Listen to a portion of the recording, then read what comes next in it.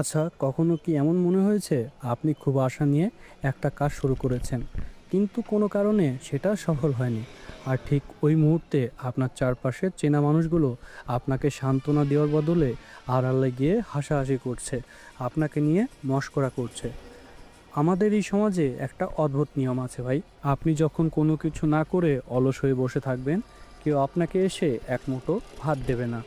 আবার আপনি যখন নিজের ভাগ্য বদলানোর জন্য দিনরাত এক করে খাটবেন, নতুন কিছু করার চেষ্টা করবেন, তখন এই মানুষগুলোই সবার আগে আপনার পা টেনে ধরার চেষ্টা করবে।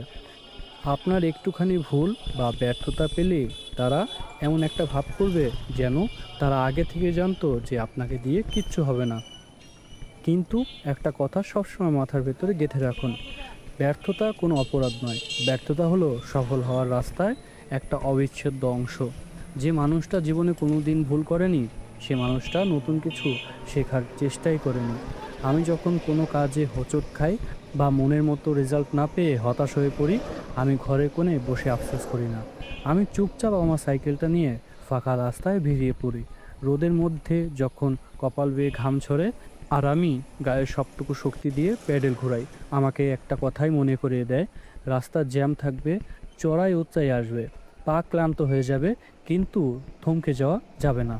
কারণ সাইকেল চালানো আমাদের এই মস্ত বড়ই শিক্ষাটা দেয়, যতক্ষণ আপনি প্যাডেল ঘোরাবেন ততক্ষণ আপনি পড়ে যাবেন না, আপনি সামনে এগিয়ে যাবেন। আজ যারা আপনার ছোট ক্যামেরা, আপনার সাধারণ সেট বা আপনার শুরুর দিকে সংগ্রাম দেখে হাসছে, তাদের হাসতে দিন। তাদের দিকে তাকিয়ে নিজের মূল্যবান সময় আর এনার্জি নষ্ট করবেন না। আপনার কষ্ট, আপনার ভেতরের অপমানগুলোকে নিজের শক্তি বানিয়ে নিন। এমনভাবে খাটুন যেন আপনার কাজই আপনার হয়ে কথা বলে। যেদিন আপনি আপনার স্বপ্নের চূড়ায় গিয়ে পৌঁছাবেন, সেদিন এই অবহেলা করা মানুষগুলোর চোখে ধাঁধিয়ে যাবে। নিজের ওই বিশ্বাসটা হারাবেন না।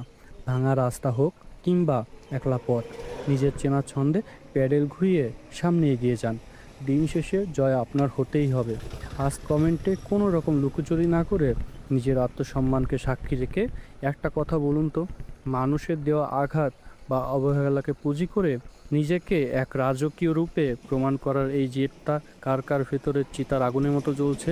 দেখি কার নিজের উপরে আসল ভরসাটা আছে। কমেন্ট বক্সে আজ আপনার মনের কথাগুলো শেয়ার করুন, একটু শুনি। ধন্যবাদ।